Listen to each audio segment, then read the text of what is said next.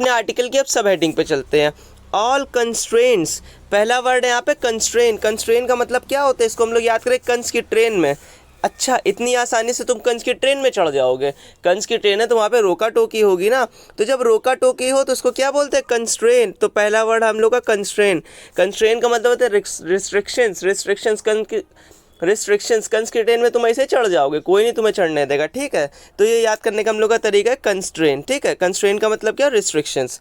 तो all constraints, सारे constraints. अब गौर से देखिए कंस्ट्रेंट वर्ड आया है यहाँ पे। कंस्ट्रेंट का मतलब होता है रोकना। तो कंस्ट्रेंट किसी चीज़ पे होंगे ना।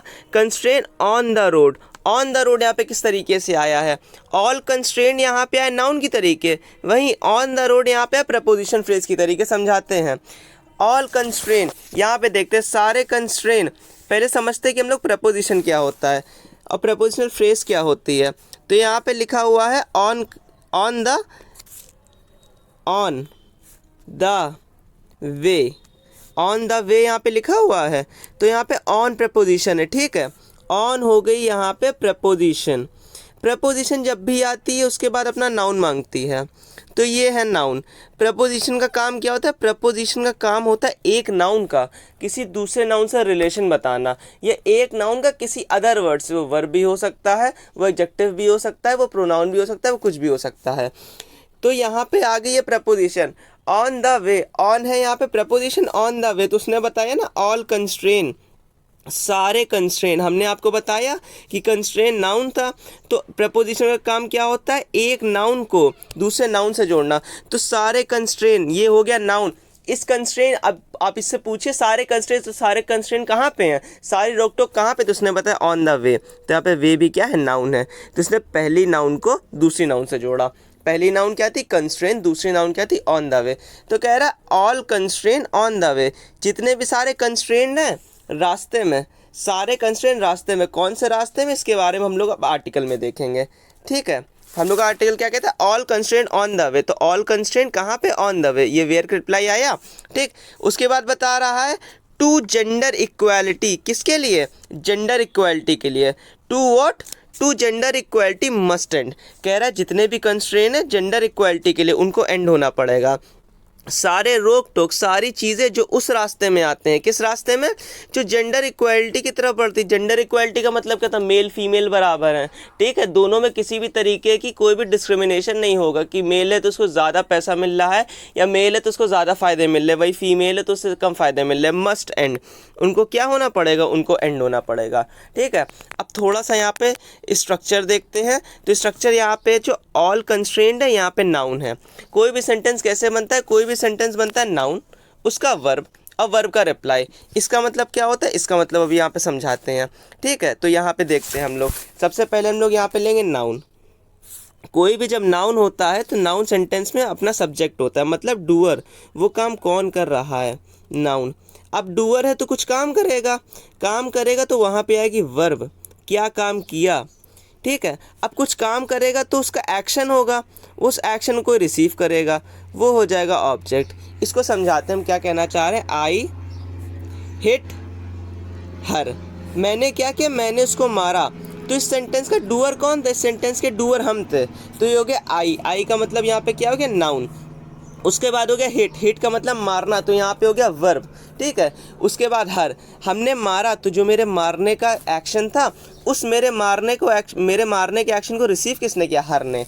तो सबसे पहले कोई भी सेंटेंस कैसे बनता है, नाउन, उसकी वर्ब, मतलब जो सब्जेक्ट है वो क्या काम कर रहा है, उसके बाद उसका ऑब्जेक्ट। तो ऑब्जेक्ट यहाँ पे क्या हो गया, ऑब्जेक्ट यहाँ पे हर हो गया, ठीक है। अब फिर से हम लोग वापस चलते हैं। तो यहाँ पे बोल रहे ऑल कंस्ट्रेंट, सारे कंस्ट्रेंट, ये हो गया नाउन। अब कंस्ट्रेंट है तो कहीं पे होंगे वेयर, तो वेयर का रिप्लाई यहाँ पे किस तरीके से आ रहा है, वेयर का रिप्लाई यहाँ पे आ रहा है ऑन द कंस्ट्रेंट की तरफ। सारे कंस्ट्रेंट जो कहाँ पे है, जो किसी रोड पे है, वो रोड जो कहाँ लीड करती है, टू जेंडर इक्वालिटी। वो रोड कहाँ लीड करती है, जेंडर इक्वालिटी की तरफ, मस्ट एंड, उन्हें ख़त्म होना पड़ेगा। मतलब सारे रोक टोक जो उस रोड की तरफ बढ़ते हैं जहाँ पे जेंडर की इक्वालिटी नहीं है, उन्हें ख़त्म होना पड़ेगा। मतलब जेंडर इक्वालिटी सबसे आगे होना चाहिए। अब सीधे अपने आर्टिकल पे चलते हैं, ठीक है। हमारा आर्टिकल क्या बोल रहा है, मैनी बैरियर्स। कैसे बैरियर्स, काफ़ी सारे बैरियर्स, ठीक है। Many barriers on the road to gender equality have been removed. Have been, देखिए हैव बीन लगा, हैव बीन का मतलब क्या होती है, परफेक्ट फॉर्म ऑफ वर्ब, ठीक है। तो कह रहे बहुत सारे बैरियर हैं। बैरियर वर्ड का मतलब क्या होता है, बैरियर वर्ड का मतलब होता है रोक टोक। बैरियर, किसी से बैर होता है तो हम लोग क्या करते हैं, उसके यहाँ जाने से रोकते हैं ना अपने आप को।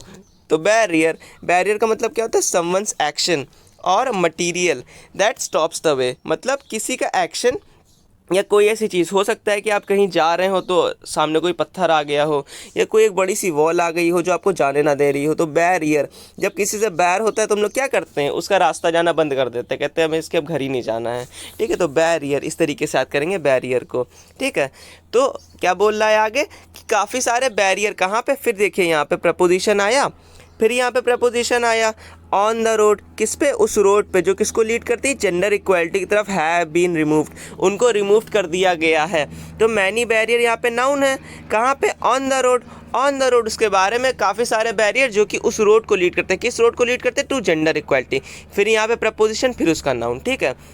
हैव बीन का मतलब क्या हो गया, वर्ब। यहाँ पे हैव बीन वर्ब है, फिर रिमूव मतलब हटा दिए गए हैं, ठीक है। बट आगे बढ़ते हैं, लेकिन अब यहाँ पे इंपॉर्टेंट वर्ड आया, यहाँ पे क्या वर्ड है, यहाँ पे वर्ड आया बट का मतलब क्या होता है, बट का मतलब होता है कॉन्ट्राडिक्शन शो करना, मतलब कोई ऐसी चीज़ शो करना जो कि उससे उल्टा हो रहा है।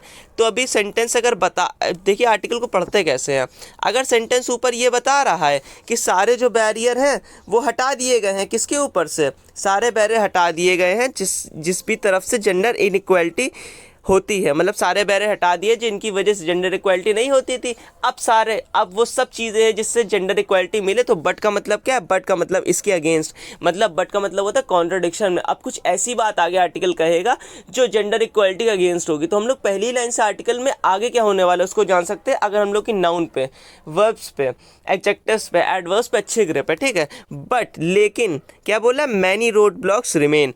रोड ब्लॉक का मतलब क्या होता है, रोड ब्लॉक, कोई आपकी रोड ही ब्लॉक कर देगा तो कहीं फिर आप आगे बढ़ पाएंगे। तो रोड ब्लॉक का मतलब क्या होता है, अ बिग ऑब्स्ट्रक्शन, कोई एक बड़ा सा ऑब्स्ट्रक्शन, कोई एक ऐसी चीज़ जो आपके रास्ते के बीच में आ रही है। तो रोड ब्लॉक का मतलब क्या होता है, अ बिग ऑब्स्ट्रक्शन, ठीक है, एक बड़ा सा ऑब्स्ट्रक्शन। लेकिन कहने का मतलब है यहाँ पे कि बट मैनी, मतलब काफ़ी सारी चीज़ें ऐसी हैं जो हटा दी गई हैं जेंडर इनइक्वालिटी को लेकर, लेकिन काफ़ी बड़े बड़े रोड ब्लॉक्स, काफ़ी बड़ी बड़ी ऐसी चीज़ें जो अभी भी एग्जिस्ट करती हैं, ठीक है। अब हम लोग आगे बढ़ते हैं अपने आर्टिकल की तरफ। अपना आर्टिकल आगे क्या बोलता है कि वुमेन हैव फॉट, वुमेन देखिए यहाँ पे सब्जेक्ट है, ठीक है। उसके बाद हैव यहाँ पे क्या आ गई, helping verb, have fought, women लड़ी है, फॉट देखिए लगा है ना, हैव प्लस वर्ब की third form, fought, have plus verb की third form, have plus verb की थर्ड फॉर्म क्या बोला, परफेक्ट फॉर्म बनाता है। तो यहाँ पे वुमेन हैव फॉट, वुमेन लड़ी है हार्ड, कैसे लड़ी हार्ड, तो वुमेन हो गया यहाँ पे सब्जेक्ट, हैव प्लस वर्ब की थर्ड फॉर्म यहाँ पे हो गया वर्ब, फॉट हाउ तो हार्ड। देखिए कभी आपके पास वर्ब आया करे ना तो उससे हमेशा पूछा करिए व्हाट, हूम, वेयर के रिप्लाई, इसको समझाते हम कहना क्या चाहते हैं, इससे ग्रामर काफ़ी आसान हो जाती है, ठीक है। तो यहाँ पे बस इस सेंटेंस को याद रखिएगा, वुमेन हैव फॉट हार्ड, इसको समझाते हैं नेक्स्ट स्लाइड पे, ठीक है। Women have fought hard. अब अगर हमें इसका मतलब नहीं पता है यहाँ पे वर्ब क्या है, यहाँ पे नाउन क्या है, यहाँ पे प्रोनाउन क्या है, तो एक आसान सा तरीका बताते हैं जिसकी वजह से ये चीज़ क्लियर हो जाती है कि कहाँ पे क्या चीज़ लेना होता है, ठीक है। इसको एक मिनट क्लियर कर दें। तो यहाँ पे बोला वुमेन हैव फॉट हार्ड, ठीक है। इसको अब देखते हैं वुमेन हैव फॉट हार्ड को किस तरीके से इससे समझेंगे। यहाँ पे बोल रहा है वुमेन, आप लोग को पता होगा वुमेन सब्जेक्ट है सेंटेंस का, तो वुमेन हो गया नाउन। हैव क्या होती है, हेल्पिंग वर्ब, हेल्पिंग वर्ब का क्या होता है जो मेन वर्ब के साथ आती है, हैव फॉट का मतलब कौन बताएगा, हम लोग को पता होता है फाइटिंग का मतलब लड़ना होता है, तो इसी की पास्ट फॉर्म होती है फॉट हार्ड। जिससे अब हमें इसका मतलब नहीं पता होता या हम वर्ड से नहीं निकालना चाहते तो कैसे समझते हैं, वुमेन हैव फॉट, वुमेन लड़ी हैं, तो हमने जैसे आपसे बोला वुमेन लड़ रही हैं, तो आप हमसे तुरंत नहीं पूछे वुमेन कैसे लड़ रही हैं, क्यों लड़ रही हैं, किस वजह से लड़ रही हैं। तो जो वर्ब होता है, किसी भी सेंटेंस में जो वर्ब होता है उससे हमेशा क्वेश्चनिंग किया करिए। तो वुमेन हैव फॉट, अब इससे तुरंत पूछिए how, women have fought how, तो हाउ का रिप्लाई क्या है, हार्ड, ठीक है। और हार्ड आया, हाउ का रिप्लाई कैसे लड़ी, हार्ड लड़ी हैं। तो वुमेन हो गया यहाँ पे नाउन, ठीक है। थोड़ा स्ट्रक्चर समझेंगे तो आगे भी समझ में आएगा। यहाँ पे ये हो गई हेल्पिंग वर्ब, ठीक है, ये हो गई यहाँ पे हेल्पिंग वर्ब। उसके बाद ये हो गई यहाँ पे मेन वर्ब जो मेन सेंटेंस के लिए आई है। उसके बाद फॉट लड़ी है तो कैसे लड़ी, हाउ यहाँ पे किसका रिप्लाई है, एडवर्ब का रिप्लाई है, ठीक है, एडवर्ब कैसी लड़ी, हाउ, तो यहाँ पे वर्ब का रिप्लाई एडवर्ब्स भी दे देते हैं, ठीक है। वुमेन लड़ी हैं, कैसे लड़ी हैं, काफ़ी ज़्यादा ताकत से लड़ी हैं, ठीक है। यहाँ पे कंप्लीट हो गया। अब चलते हैं वापस अपने आर्टिकल की तरफ, ठीक है। आगे बोल रहा है वुमेन्स हैव फॉट हार्ड, समझ में आया होगा किस अब फॉट हार्ड करा है, उन्होंने लड़ा तो किसी चीज़ के लिए लड़ा होगा ना, किसी वजह से लड़ा होगा ना, तो वही बता रहे हैं। टू गेट क्या पाना, to get to the present, मतलब वुमेन काफ़ी अच्छे से लड़ी हैं और पूरी तरीके से लड़ाई कर चुकी है, परफेक्ट फॉर्म आ रहा है। To get to the present मतलब इस प्रेजेंट में आना, जो ये प्रेजेंट है जिसकी वजह से उन लोगों को इनइक्वालिटीज़ नहीं शो करनी पड़ रही हैं, जिस वजह से उन्हें इनइक्वालिटीज़ नहीं झेलनी पड़ रही, लगातार वो लोग लड़ी हैं अपने लिए, अपने लड़ी हैं इस प्रेजेंट को पाने के लिए। उसके बाद बता रहा व्हेन, जब। आगे क्या बता रहा है, थैंक्स टू हायर एजुकेशन, मतलब पहले वुमेन्स को नहीं अलाउड किया जाता था, गर्ल्स को नहीं अलाउ किया जाता हायर एजुकेशन के लिए, लेकिन अब अलाउ किया जा रहा है हायर एजुकेशन के लिए, thanks to higher education. To देखिए यहाँ पे फिर क्या है, टू यहाँ पे क्या है, टू यहाँ पे फिर से प्रपोजिशन है और एजुकेशन उसका क्या है, नाउन है, ठीक है। एक चीज़ यहाँ पे और समझाते हैं, ठीक है। देखिए टू हायर एजुकेशन, इसको समझते हैं, टू हायर एजुकेशन, ठीक, टू हायर एजुकेशन। अब देखिएगा यहाँ पे टू, उसके बाद यहाँ पे इसने बोला हायर एजुकेशन। अब कुछ लोगों को परेशानी है, वो कहेंगे टू तो हमने पकड़ लिया, क्योंकि टू तो हमने सुना हुआ है कि टू होता है प्रपोजिशन। अब हायर और एजुकेशन में हम लोग डिफ्रेंशिएट कैसे करें कि नाउन कौन सी है, तो समझाते हैं, ठीक है। हायर टू क्लियरली दिख रहा है यहाँ पे प्रपोजिशन है, टू यहाँ पे प्रपोजिशन है। उसके बाद हम हायर को भी नाउन मान ले रहे हैं और एजुकेशन को भी नाउन मान ले रहे हैं, तो बोलो टू हायर, वुमेन अभी तक लड़ी है प्रेजेंट में आने के लिए, किस लिए, हायर होने के लिए। या थैंक्स बोल रहा है, थैंक्स टू हायर, ये क्या मतलब हुआ, ये तो सेंटेंस का कोई मीनिंग ना, थैंक्स टू हायर, यह होगा thanks to higher, thanks to education. तो यहाँ पे जो नाउन है वहाँ पे ऐसे देखा जाता है एजुकेशन, मतलब जो आर्टिकल होता है उसमें इधर उधर से पढ़ के थोड़ा समझ के नाउन निकाल लेते हैं। तो टू एजुकेशन, अब किस लिए, थैंक्स टू एजुकेशन। अब कैसे एजुकेशन, हायर एजुकेशन। तो जो नाउन को बताता है उसको हम लोग क्या बोलते हैं, एडजेक्टिव। तो जो नाउन के बारे में बताता है उसे हम लोग बोलते हैं एडजेक्टिव। कह रहा है thanks to education, what kind of education, higher education. जो कैसे एजुकेशन है, जो ऊंची एजुकेशन है, मतलब जो हायर एजुकेशन पहले गर्ल्स को नहीं मिलती थी अब वो मिलने लगी है, ठीक है। वापस चलते हैं अपनी स्लाइड पे, ठीक। बोल रहा है टू हायर एजुकेशन, ठीक, and work opportunities, work opportunities का मतलब क्या होता है, डिफरेंट जगह वुमेंस को वर्क करने देना। पहले काफ़ी जगह वुमेंस मना होती थी कि तुम लोग काम नहीं कर पाती, तुम लोग समझदार नहीं हो, और हज़ारों चीज़ें होती। तो यहाँ पे ये बता रहा है टू हायर मतलब यहाँ पे बता रहा है कि हायर तो एजुकेशन मिल ही रही है, साथ साथ वर्क अपॉर्चुनिटीज़ भी मिल रही है, वुमेन जगह जगह काम कर पा रही, क्योंकि ऐसे लॉज आए हैं जहाँ पे कुछ परसेंटेज ऑफ जो रेशियो होता है वर्किंग फोर्स का, कि कोई कंपनी में अगर लोग काम करेंगे तो उसमें कुछ परसेंट लोग आपको वुमेन ही को रखने पड़ेंगे, ठीक है।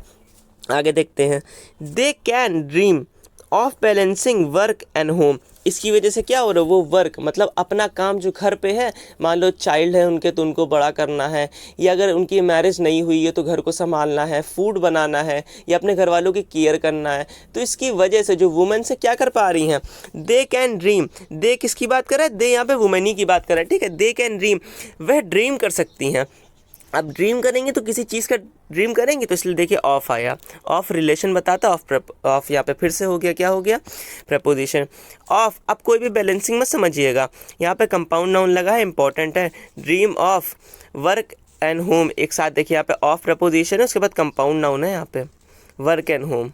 Of balancing what, work and home, ठीक है। ऑफ बैलेंसिंग कि वो लोग बैलेंस कर सकती है, क्या बैलेंस कर सकती है, अपने वर्क को भी बैलेंस कर सकती है, साथ साथ अपने घर को भी बैलेंस कर सकती है। मतलब उनको ऐसी अपॉर्चुनिटीज़ मिली है, हायर एजुकेशन मिली है, जिस वजह से वो दोनों चीज़ को बैलेंस कर सकती है, जहाँ फिर उनका घर हो या फिर क्या हो, उनका वर्क हो, ठीक है, जो पहले पॉसिबल नहीं होता था। यहाँ तक एक बार पढ़ लीजिए आर्टिकल।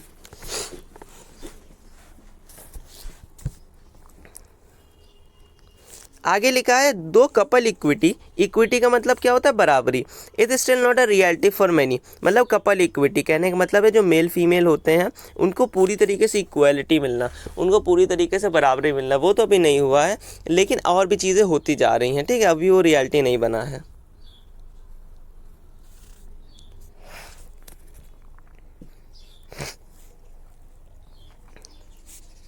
आगे आर्टिकल क्या कह रहा है, the battle for rights related to reproductive health, कह रहा है द बैटल फॉर राइट्स, वो लड़ाई जो किसके लिए, राइट्स के लिए। देखिए द बैटल यहाँ पे नाउन हो गया, फॉर प्रपोजिशन हो गई राइट, तो यहाँ पे जो नाउन था द नाउन था बैटल, उसको इसने जोड़ा राइट्स के साथ। तो बैटल वो किसके लिए, राइट्स के लिए। राइट्स का मतलब क्या होता है, अधिकार। वो अधिकार होंगे तो वो रिलेटेड होंगे, रिलेटेड। उसने बोला द बैटल फॉर राइट्स, जो बैटल है राइट्स के लिए वो रिलेटेड है। रिलेटेड वर्ब आया, उससे पूछे रिलेटेड टू व्हाट, जब वो बैटल है जो कि लड़ाई से, राइट से रिलेटेड है, तो किस चीज़ से रिलेटेड है, मतलब एक ऐसी लड़ाई हो रही जो राइट्स के लिए, वो रिलेटेड है। किससे रिलेटेड है, कौन से राइट से रिलेटेड है, टू रिप्रोडक्टिव हेल्थ।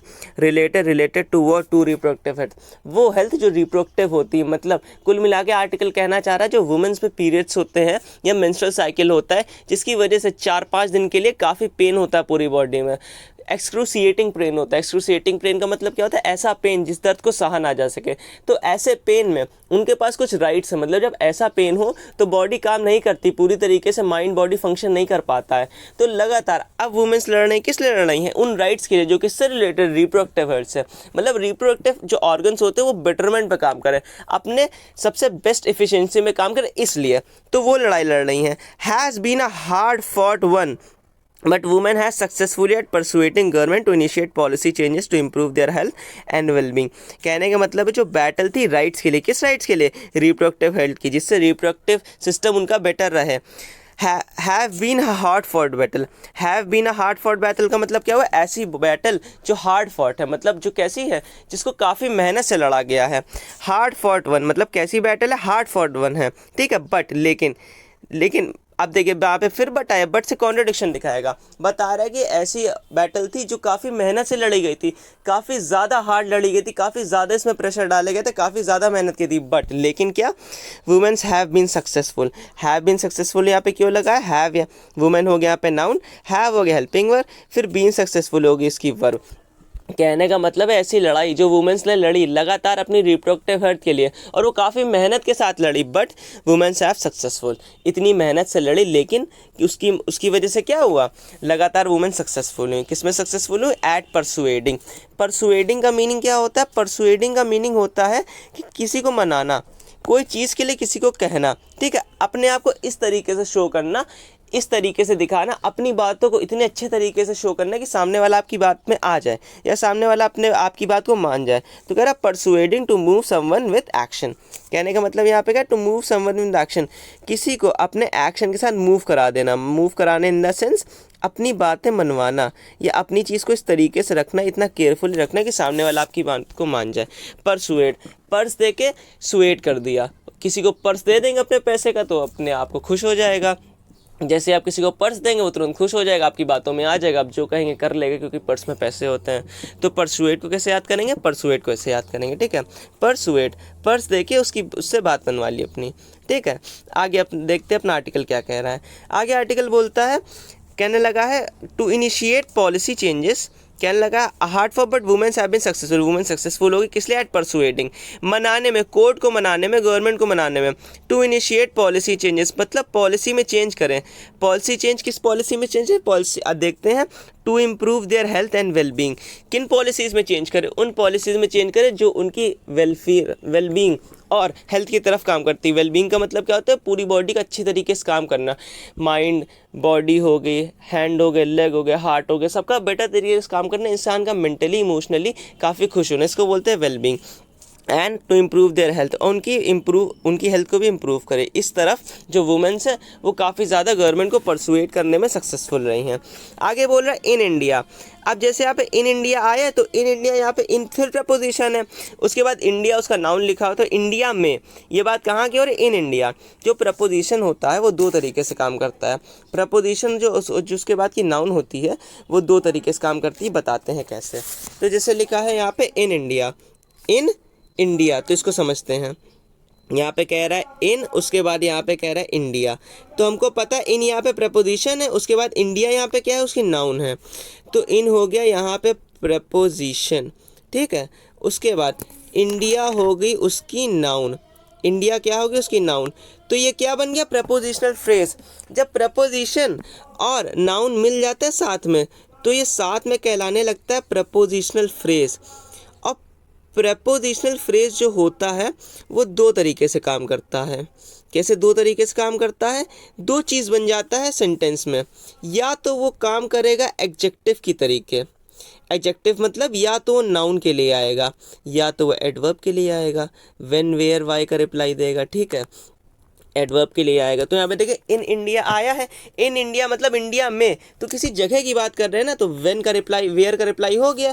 तो जब वेयर का रिप्लाई तो समय किसकी तरीके काम कर रहा है? यहाँ पे एडवर्ब की तरीके काम कर रहा है, ठीक है। तो थोड़ा सा ग्रामर आती है तो पढ़ने में आसान हो जाता है, समझने में आसान हो जाता है आर्टिकल, ठीक है। बोल रहा है कि इन इंडिया, इंडिया में, आगे बोलते हैं इंडिया क्या हो रहा था? Maternity benefit act. जो मैटरनिटी बेनिफिट एक्ट हुआ था वो एक्ट हुआ था जो मैटरनिटी से रिलेटेड है, मतलब चाइल्ड बर्थ से रिलेटेड है या वुमेन्स की रिप्रोडक्टिव हेल्थ से रिलेटेड है। Act that was enacted by parliament, in that was enacted, next word यहाँ पे इंटैक्टेड। इंटैक्टेड का मतलब क्या होता है? कोई लॉ को बनाना या कोई लॉ को लिखना, उसके बाद उसका पास होना, जिसको बनाया गया था पार्लियामेंट के द्वारा, बाय पार्लियामेंट। देखिए बाय यहाँ पे फिर प्रपोजिशन लगी है, उसका नाउन पार्लियामेंट। अब देखिए मज़ेदार, अब आपको समझ में आएगा किसके किसके द्वारा किया गया? पार्लियामेंट के द्वारा किया गया। कब किया गया? 1961 में किया गया। जैसे यहाँ पे इन के बाद इंडिया लिखा था और ये एडवर्ब की तरीके काम कर रहा था, तो यहाँ भी एडवर्ब की तरीके काम कर रहा है, तो ठीक है। जिसको इंटैक्ट किया गया था पार्लियामेंट के थ्रू, कब किया गया था? 1961 में इंटैक्ट किया गया था। हैज़ बीन अमेंडेड, फिर यहाँ पे परफेक्ट फॉर्म लगी है, मतलब जो एक इन्होंने लॉ बनाई थी पहले, अब उसको बदल दिया गया। हैज़ बीन अमेंडेड, अमेंडेड का मतलब क्या होता है? बदल दिया गया। परफेक्ट फॉर्म लगी है, बी प्लस वर्ब की थर्ड फॉर्म, यहाँ पे परफेक्ट फॉर्म लगी है, उसको बदला गया किससे? From time to time, from time to time, समय द्वारा बदला गया। मतलब जो इन्होंने लॉ इंटैक्ट किया था मैटरनिटी वाला, उसको जैसी सिचुएशंस आती हैं, जैसी नीड्स आती कंट्रीमैन की, वैसे उसको बदला जाता है, ठीक है। उसको बदला गया समय टू समय, किस लिए? टू गिव वुमेन, वुमेन को देना, क्या देना? Better benefits. वुमेन को मतलब जैसी वुमेन्स की नीड है वैसे उनको बेनिफिट देना, इसलिए जो उनका लगातार मैटरनिटी बेनिफिट वाला एक्ट था उसको बदला जा रहा है। 1961 में बनाया गया था, समय समय में, ठीक है। फॉर इंस्टेंस मतलब एक समय के लिए, मतलब सिर्फ इस बात को बताने के लिए, समझने के लिए, क्या लिखा गया? Paid maternity leave has been extended from earlier 12 weeks to 26 weeks.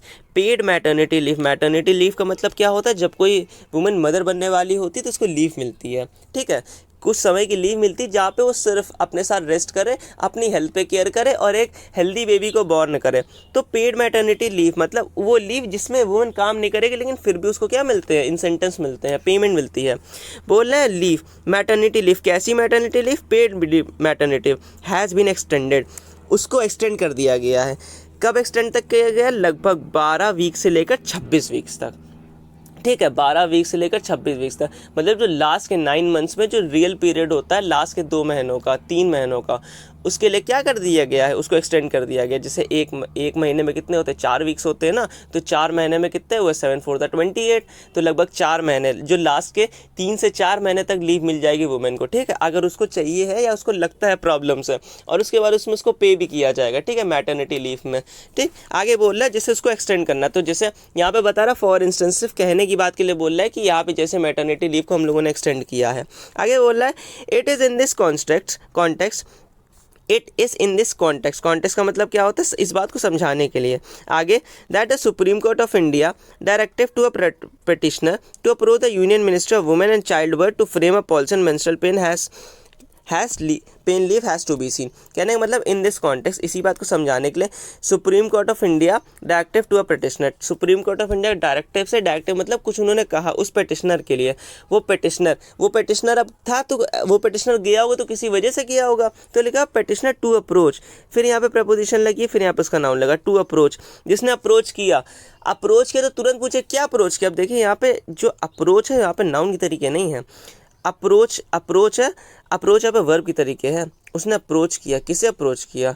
To approach the union minister, जिसने अप्रोच किया था किसे? The union ministry of women and child development to frame a policy on menstrual pain leave has to be seen. कहने का मतलब है जिसने approach किया यूनियन मिनिस्ट्री को टू फ्रेम अ पॉलिसी, एक ऐसी पॉलिसी बनाना जहाँ पे मेंस्ट्रुअल लीव के लिए, मतलब जब मेंस्ट्रुअल साइकिल्स होती हैं या जो 4 डेज़ या 5 डेज़ की पीरियड्स होते हैं वुमेन, उसके लिए वुमेन्स को लीव मिलनी चाहिए, है ना, क्योंकि वो पीरियड काफ़ी दर्दनाक पीरियड होता है, काफ़ी पेन से भरा हुआ पीरियड होता है, इसलिए उसमें माइंड बॉडी इस तरीके से अच्छे से काम नहीं करते, साथ ही साथ काफ़ी इमोशनल रिएक्शंस होते हैं। तो इसलिए एक वुमेन पहुंची यूनियन मिनिस्ट्री में, किस लिए? ये कहने के लिए कि हमें लीव चाहिए है, ठीक है। उन्होंने एक पिटीशन के थ्रू, ठीक है। आगे देखते हैं पॉइंटिंग आउट। पॉइंटिंग आउट का मतलब क्या होता है? किसी को कोई बात दिखाना। Pointing out that there are different dimensions to it. Pointing out का मतलब क्या हुआ? दिखाना। तो उन्होंने क्या बोला? There are different dimensions to it. कहने लगे इसमें एक चीज़ नहीं रिलेटेड, इसमें काफ़ी चीज़ें रिलेटेड है। डिफरेंट डायमेंशंस क्या होते हैं? अलग अलग स्फीयर्स, बहुत सारी चीज़ें इसमें रिलेटेड है। थ्री जज बेंच, एक 3 जज की जो बेंच थी, लेड बाई। लेड क्या होता है? जो लेड क्या मतलब होता है? लीड करना। लीड का मतलब होता है आगे बढ़ना, और लेड होता है उसका पास्ट फॉर्म। तो ये बात पहले हुई है ना, कल परसों में ये बात हुई है ना, लेड बाई, जिसको लेड किया गया था। तो लेड पास्ट फॉर्म है, जब कोई चीज़ हो चुकी तो पास्ट फॉर्म। लेड बाई हूँ? By the chief justice of India. जिसको लेड कौन कर रहे थे? जिसके हेड कौन थे? Chief justice of India. Chief justice of India कौन है? कौन बताएगा? DY चंद्रचूड़, ठीक है, इंपॉर्टेंट है। सेड, उन्होंने ये बात कही, क्या कही? The biological process must not become a disincentive for employer offering a job to women. कहने का मतलब है biological process must not become a disincentive. कहने का मतलब यहाँ पे जो बायोलॉजिकल प्रोसेस, जिस तरीके से वुमेन की बॉडी काम करती है या मेन की बॉडी काम करती है, वो प्रोसेस मस्ट नॉट बिकम, उसे नहीं बनना चाहिए। वर्ब आई यहाँ पे, फिर इससे पूछे, must not become what? A disincentive मतलब जैसे अगर वुमेन उस दिन नहीं काम करेंगी, उतने दिन नहीं आएंगी, तो एक तरीके से जो एम्प्लॉयर है उसके नज़रिए से देखेंगे तो उसके लिए तो लॉस हो गया ना, क्योंकि उसका कोई वर्कर नहीं काम करने को आ रहा है। तो हमें बोल रहा है कि जो वुमेन का बायोलॉजिकल प्रोसेस है, ये किसी भी ह्यूमन का बायोलॉजिकल प्रोसेस है, वो एक नहीं बनना चाहिए, वो एक डिसइंसेंटिव नहीं बनना चाहिए। उसको एम्प्लॉयर्स को ऐसे नहीं देखना चाहिए कि ये तो डिसइंसेंटिव है कि 4-5 दिन कोई वुमेन नहीं आ रही तो मेरा लॉस हो रहा है, ठीक है। Employers offering job to women मतलब जब जो भी एम्प्लॉयर कौन होता है? जॉब देने वाला। जो भी एम्प्लॉयर कोई जॉब ऑफर कर रहा है किसी वुमेन को, उसके लिए डिसइंसेंटिव नहीं बनना चाहिए। डिसइंसेंटिव नहीं बनना चाहिए कि अगर 4-5 दिन की लीव हो रही है तो उसको नहीं देखना चाहिए, किसी भी एम्प्लॉयर को नहीं देखना चाहिए कि ये तो मेरा लॉस हो रहा है, ठीक है। आगे, अ petition had sought the court's direction to states to frame rules for guaranteeing menstrual pain leave for students and working women। कहने लगा आप petition had sought मतलब एक petition जो कि कोर्ट के डायरेक्शंस को देती है। कोर्ट डायरेक्शन मतलब एक पेटिशन जो कि कोर्ट ने डायरेक्ट किए हैं स्टेट की तरफ। उन्होंने क्या किया? आपको रूल्स बनाना पड़ेंगे। Rules for what? For granting menstrual pain leave मतलब मेंस्ट्रुअल पेन लीव जो 5 डेज़ के मेंस्ट्रुअल पीरियड्स होते हैं उसमें वुमेन्स को लीव मिलेगी। फॉर द स्टूडेंट्स के लिए स्कूल्स में हो सकता है, एंड फॉर वर्किंग वुमेन वो वुमेन जो काम कर रही हैं।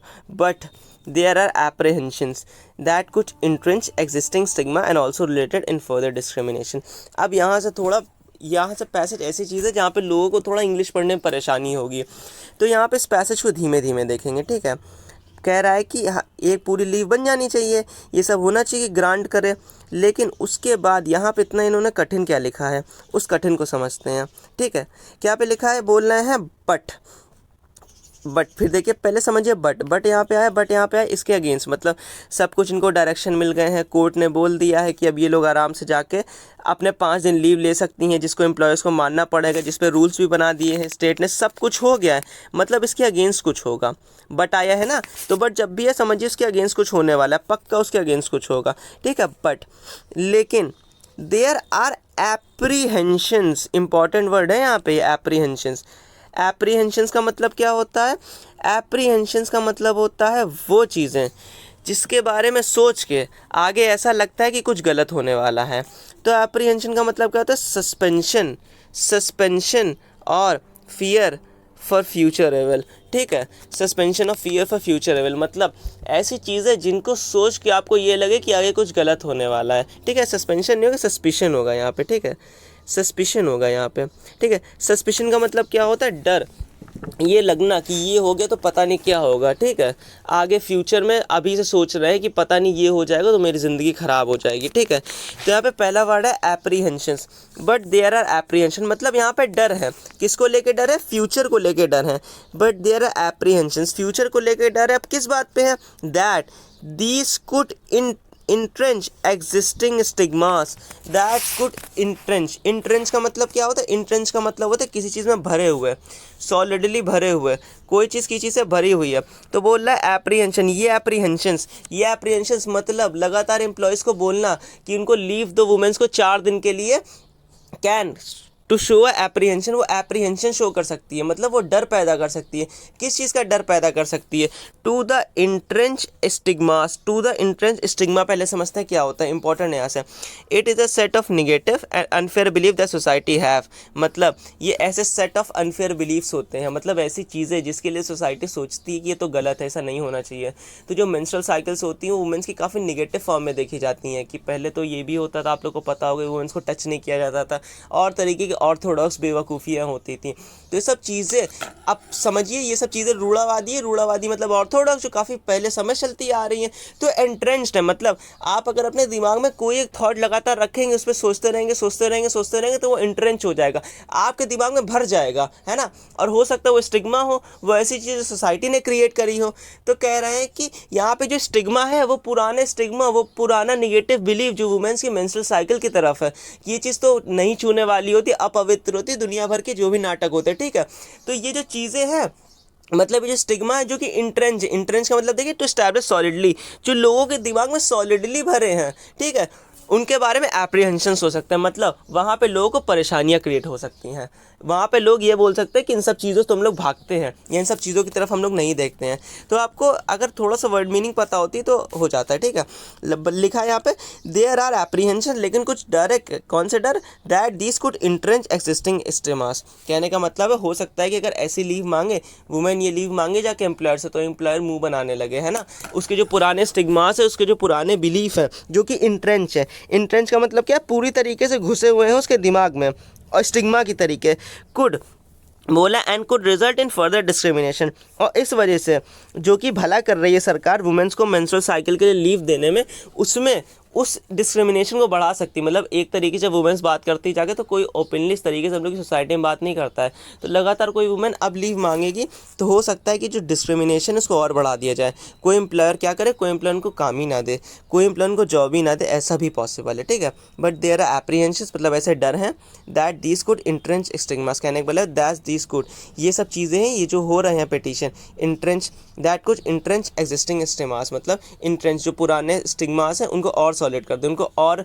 ताकतवर बना दे, कि एम्प्लॉयर सोच रहा है कि हाँ कोई तो बात होगी जो 4-5 दिन नहीं आना, ये मेरा एम्प्लॉय नहीं आना चाह रहा, तो कुछ प्रॉब्लम होगी, और दिमाग में कुछ नेगेटिव सोचे। And also resulted further discrimination, हो सकता है कोई एम्प्लॉय उसको जॉब ही ना दे उस वुमेन को, इन सब चीज़ों को चलते हुए, ठीक है। अब आगे चलते हैं अपने आर्टिकल पे। अब हम लोग का आर्टिकल क्या कह रहा है, आप समझ में आया होगा। जैसे कोई कठिन लाइन आया करे तो वहाँ पे बस वर्ड मीनिंग खोल लिया करिए और मीनिंग्स 2-4 बार देख लिया करिए, समझ में आ जाएगा, ठीक है। आगे हम लोग आर्टिकल क्या बोल रहे हैं, इन इंडिया केरला एंड बिहार। अब आपको अच्छे समझ में आ रहा होगा, इन यहाँ पे प्रपोजिशन लगी है, उसके बाद इंडिया में, केरला में, बिहार में, ठीक है। अब यहाँ पे देखिए कंपाउंड नाउन है, इंडिया केरला एंड बिहार, तो तीनों जगह की बात हुई ना, तो इन प्रपोजिशन के साथ, ठीक है।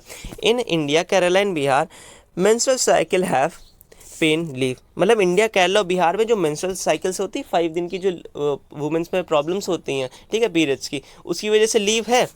The food delivery app Zomato has also introduce, यहाँ तक कि जो फूड डिलीवरी ऐप जोमेटो है उसने भी उसको इंस्टॉल किया। कल देखिए यहाँ पे सब्जेक्ट ढूंढते हुए द फूड डिलीवरी ऐप, ठीक है, जोमेटो।